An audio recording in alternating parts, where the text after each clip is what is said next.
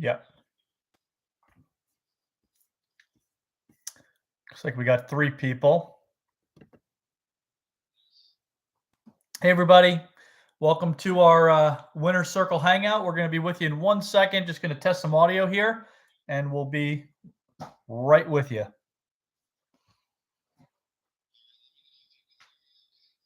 Yeah, I've got you good, Gary.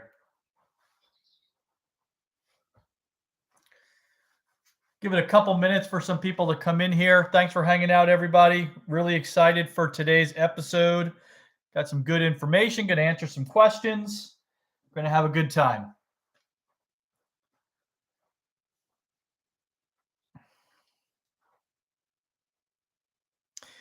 If you do have any questions, why don't you go ahead and start typing them into the chat so we can get them in a queue and we can answer as many questions as possible during the course of the show here.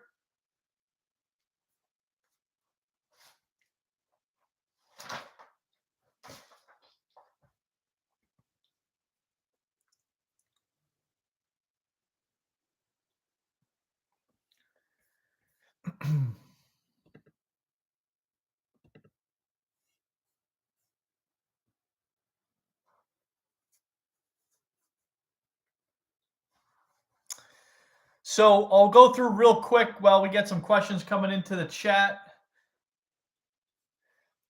Want to talk a little bit again about what we have coming with Top Tier Golf. We have some really exciting things coming starting this month, actually, with our new and improved back end in the membership area. So some of the things that we're striving for here at Top Tier Golf is to take online golf instruction and scale it in a way where we can help the most amount of people, but also on a very personal level. So what you might find if you've been involved in other membership platforms, whether it's in golf or not in golf, one of the inherent issues that you run into is you get information that is kind of blanket, high level, and might or might not apply to you. It's a little bit of a crapshoot sometimes. So what we're doing and building on the back end right now is a way to integrate some of your data and your metrics into the programs that we deliver to you. So what I mean by that is we have a new scorecard feature that we are launching where you can input some of the information from your rounds of golf so that we can then take that information and then curate the content that we're delivering to you. So for example, if you go out there and play golf and you had a rough day, or let's say you had a rough couple rounds on the greens, right? And your putts per round was a little higher than we'd like to see. Well, once you log some of that information in and get some of that, a couple rounds under your belt, and get that information into our scorecard feature, we're going to be able to then deliver you specific videos from me on how to improve your putting. It could be lag putting, it could be both lag and short putts, but you'll get information that is relative to some of the information that you put in to our scorecard feature. In addition to that, what I'm really the most excited about, because I spent so much time in my career working on this particular piece of instruction, and I feel like it's really overlooked by a lot of platforms and by a lot of coaches that teach in person as well. And that is the aspect of practice. So practice is extremely important, even though Allen Iverson didn't think so. For those of you that are my age, you might remember what I mean by that. But practice is critical to what we call transferring skills. We've all had experiences where we go out onto the driving range before a round of golf and we're absolutely striping it. It's like we're at a tour event, right? We're hitting the shots exactly how we want to. We're piping it down the middle. We're hitting it long with our driver. And then we get up to the first tee and we flare one out of bounds to the right, or we duck hook one to the left, right? So it's all happened. It's happened to me quite a few, more than I'd like to admit, but there's a reason for that. It's because the type of practice that we do is really, really important. And there are different types of practice. So I'm going to go through, I'll talk to you about kind of what those types are and what what they are intended for. As I'm doing this, if any of you have any questions, type them into the chat log there so that I can get to those in a timely fashion as we get through this Winner Circle Live. So practice, different types of practice have different intentions. So the types of practice that I have researched in my career and that I've implemented in my coaching with both country club and weekend golfers, as well as the tour players that I've worked with throughout my career, go from what we call block practice to random practice to transfer practice and then pressure practice. So let me explain what I mean by that. Block practice is when we have one club and we hit a bunch of golf balls with one club to maybe one target, and we're not really changing a whole lot.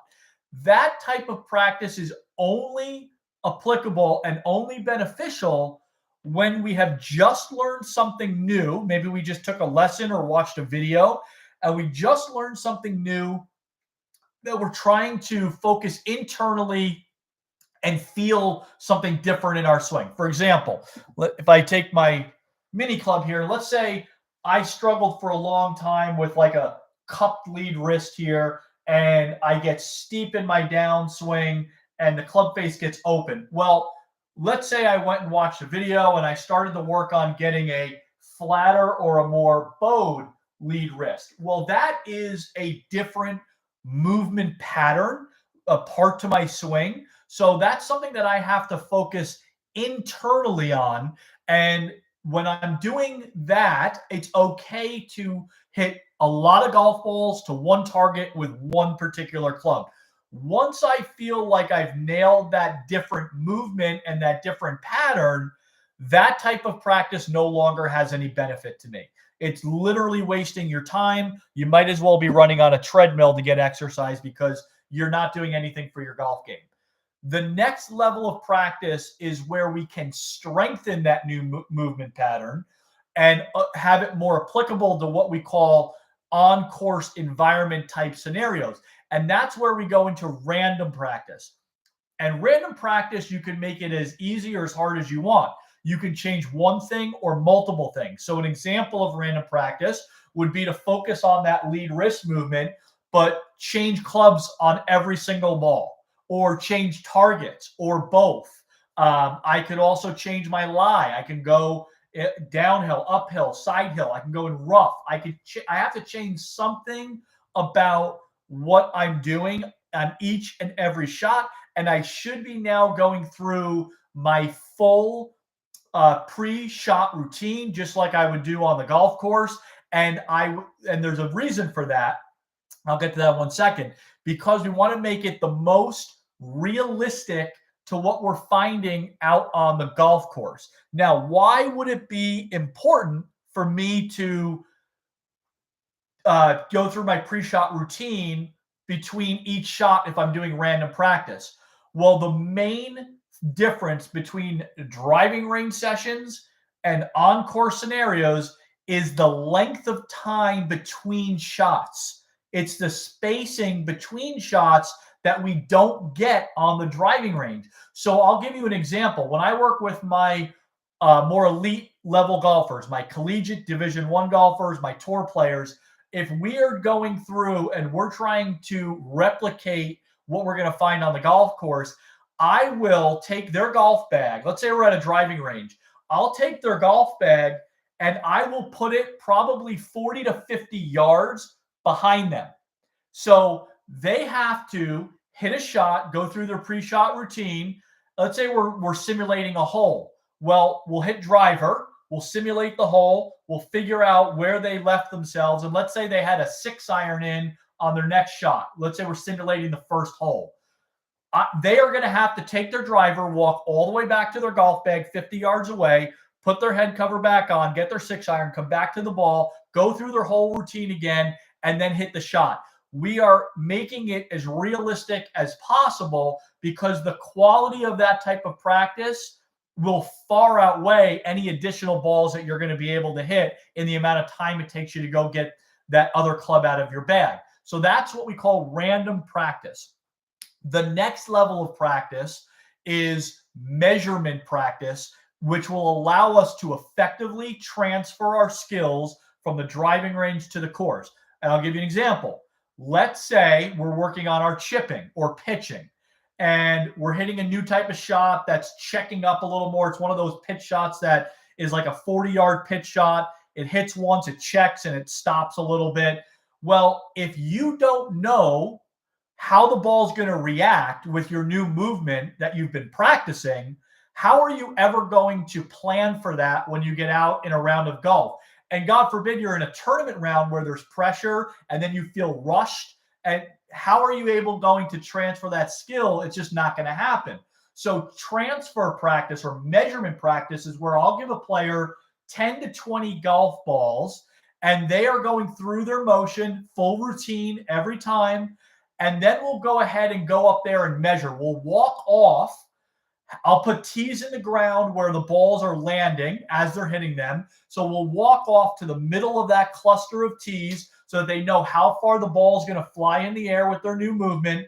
And then they'll walk off from the tees to the end point or the middle of the cluster where the ball is finished.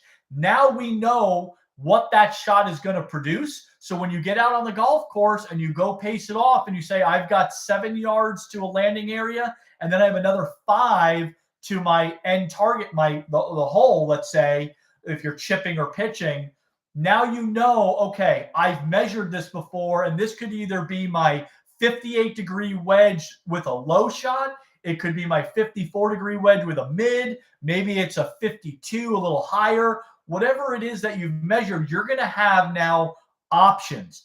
Options are the most important thing that you can have to lower your stress level out on the golf course. There is nothing more stressful than getting into a shot and seeing, oh my gosh, I've got a ball in mud or wet grass.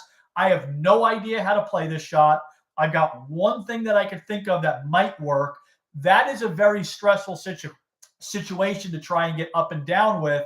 Now, if you had 4 or 5 different options that you can choose from, your stress level is going to come down. And when your stress level comes down, your performance goes up. So options are your best friend out on the golf course.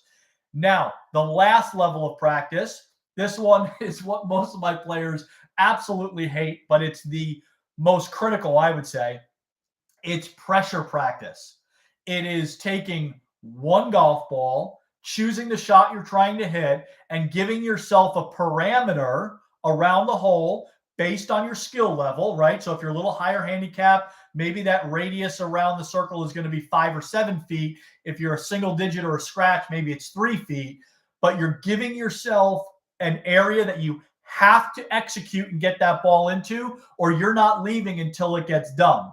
So that puts pressure on you just like it would out on the golf course. Now, one added thing that I've done with, again, my Division I players and my tour players is I'll make them do 50 jumping jacks before they hit that shot because I want to elevate their heart rate just like they'd have in a pressure situation in a tournament on the final hole. They have to make a par to win or to force a playoff. Well, I want their heart racing just like it would in that scenario. So those are the types of things that we're going to be doing at Top Tier Golf. If you have any questions on what I just said, please type them in. If you have any questions on what type of practice you should be doing or a certain shot or anything that I just touched on or in general, go ahead and type it into the chat there and we'll get those answered for you.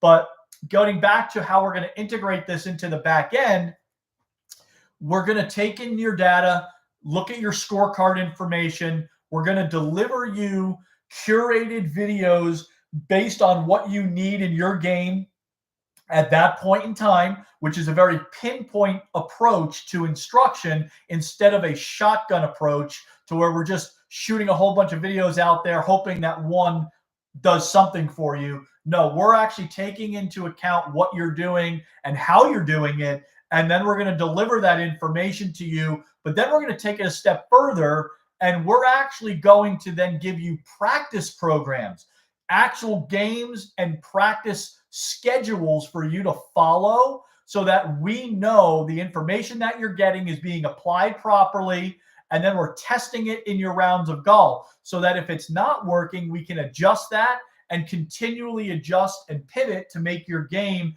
as good as it possibly can be.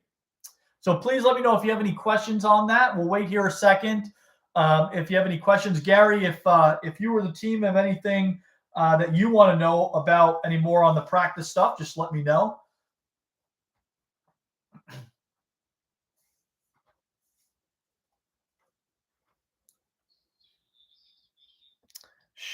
Okay.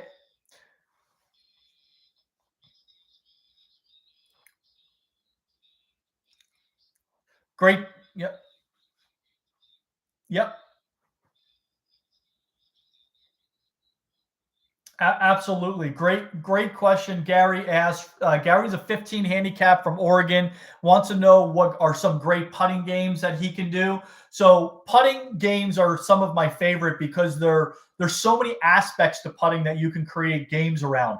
You can create games around green reading. You can create games around lag putts, breaking putts, short putts. So let's go through and talk about a couple of them. So one of my favorite is a game that I call gates. So one of the most important things in putting, obviously there's a lot of important things in putting, but one of the most important is matching the speed of the ball to the break, right? If we don't match speed and break, the putt's never going to go in. So what I love to do is I love to go out to about 7 feet to maybe at most probably 10 feet, so 7 to 10 feet. And I want to find the part of the green that's the most slope, right to left or left to right, doesn't matter. And then from that distance, I have to make that putt at 3 different speeds. So I have to make the first one that will go on its highest line and break and just trickle over the edge. I want to make one at what I call a normal speed. So if it doesn't go in the hole, it would go just a foot past the hole. That would go at a normal speed. And then I want to go one with firm speed on the lowest possible line. Firm speed to me is 2 feet past the hole. So that is a great game to help match up your line and your speed and really give you some visuals and creativity as well. You've obviously got the ones that are 5 feet and in where you can put a circle around the hole and you have to make as many in a row as you can. That's a great one for your short putts.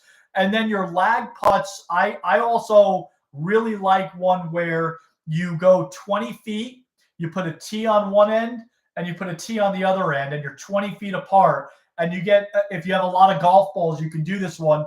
You have to hit the first putt as close to the tee 20 feet away. And then every single putt after that, you've got to get it as close to the previous ball as possible without going past it. So you're trying to fit as many balls as you possibly can in 20 feet. And you could play that game over and over again, just trying to fit more balls into that space. Gary, do we have any other questions coming in?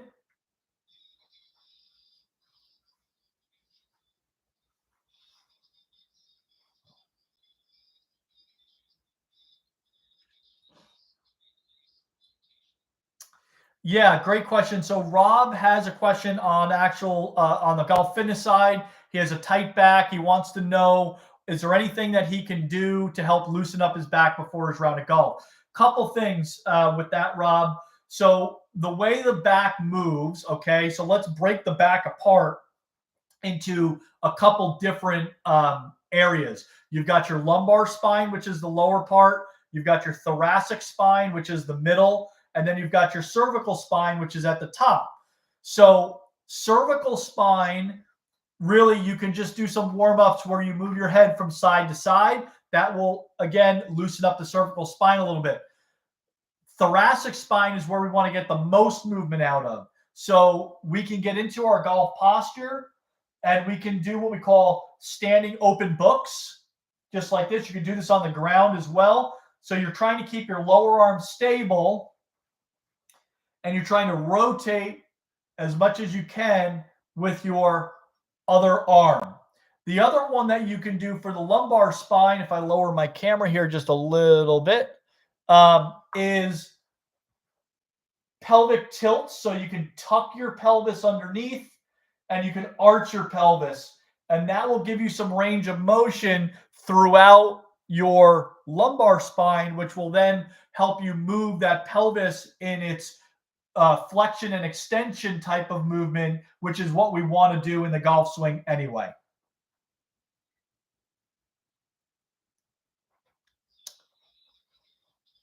Okay.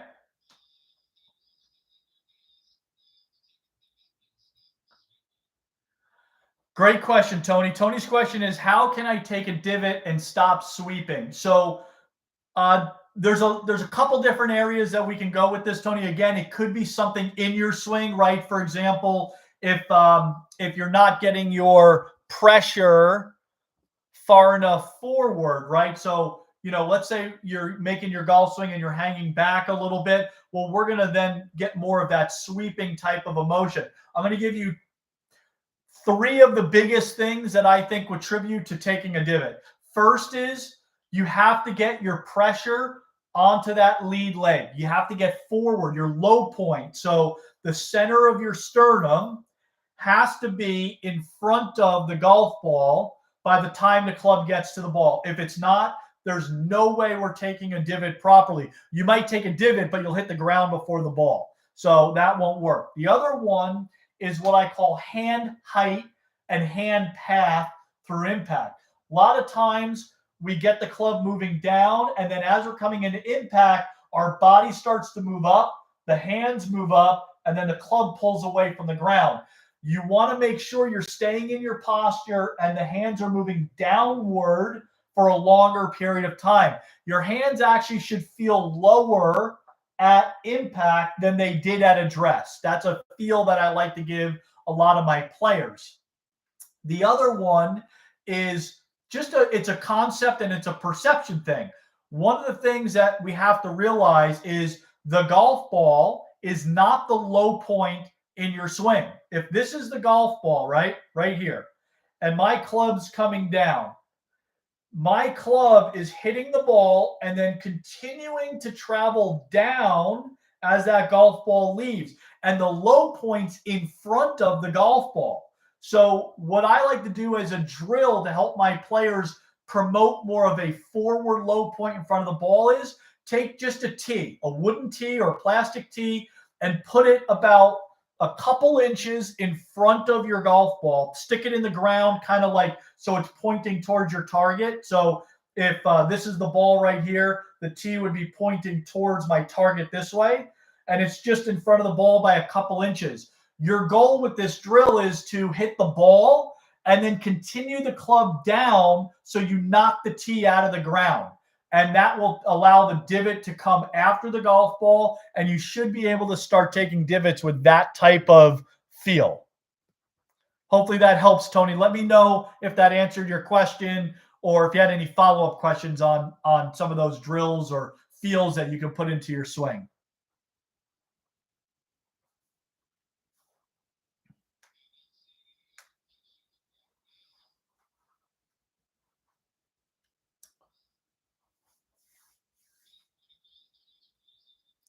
Very cool, Tony. I just saw, Tony, you're from New Zealand. Welcome.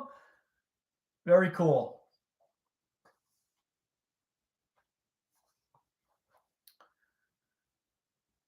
All right. Yeah, I'll give another minute if any other questions pop in. If not, we can hop off. But I really enjoyed some of these questions today.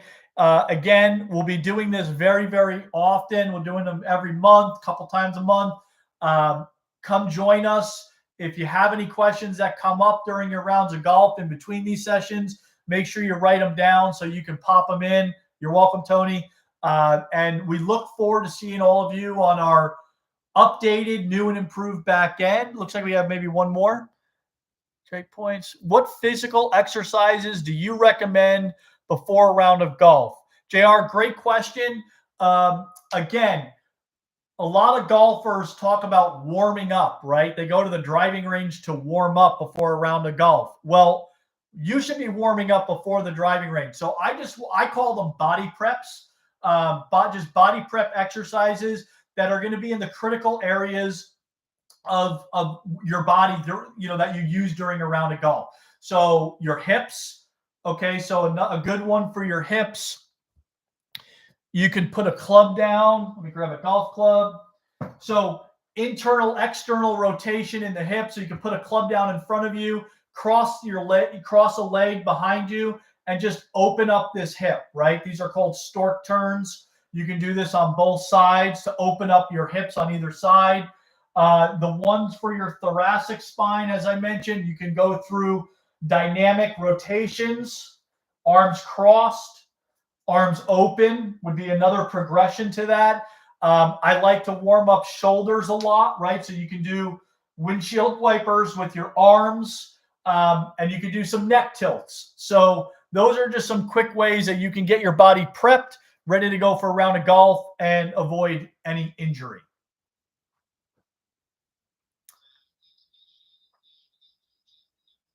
Yep.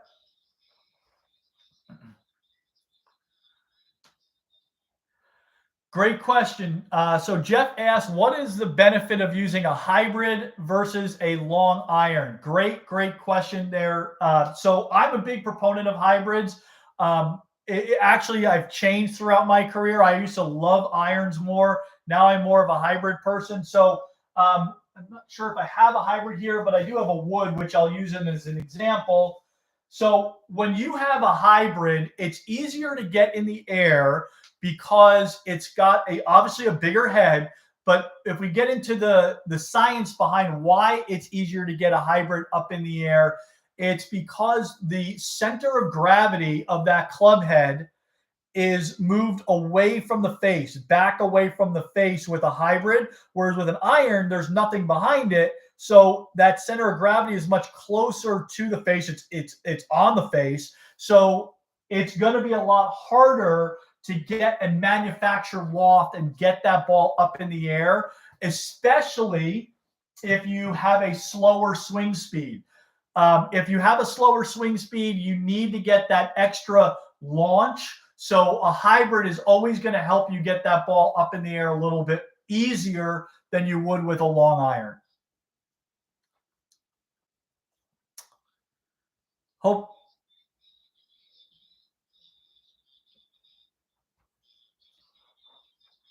Yep.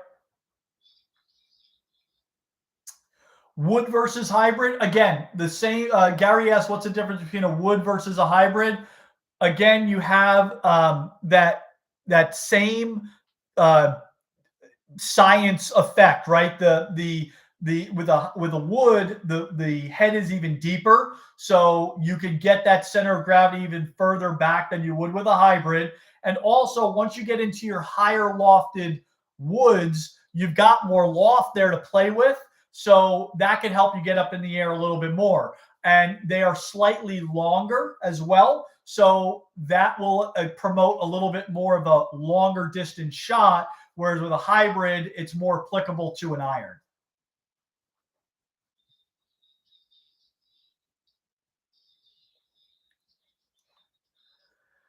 That's a great question, Jeff. So single length irons, are they good for the average golfer? Yes and no. I'm not trying to give you a trick answer here, I promise. But if you have the swing speed, the answer is yes. Where I see a lot of golfers that have tried single length irons where it hasn't benefited them is if the swing speed's a little lower, where you can't generate the club head speed to get the actual benefit out of the loft changes, then it could have a detrimental effect. Whereas it's the single length irons are great to be able to manage your low point. You've got the same length clubs, but if you can't produce the club head speed to create a high enough smash factor to get the ball to travel the further distances, then it really wouldn't benefit you as much.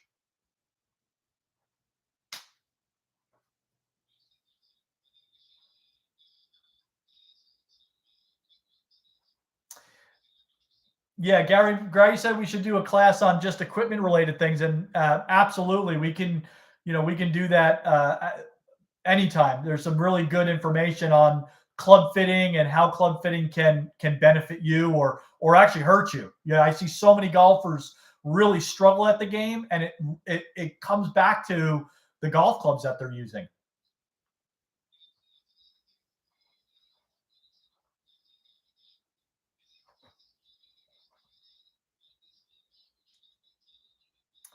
No, so Gary said he's a 15 handicap. Should he wait to get a little better before he gets fitted?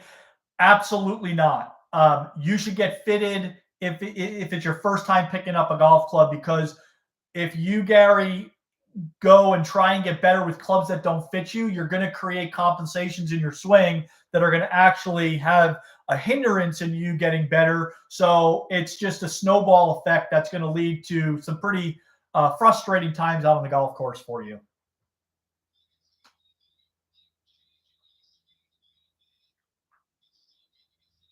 Absolutely.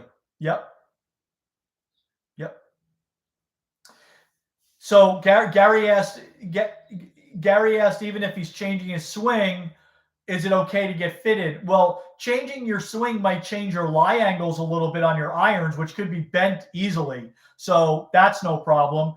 And also, you should be fitted for your shaft lengths and your shaft stiffness as well. And that's something that's not going to change a whole lot, even if you're going through some swing changes, at least immediately.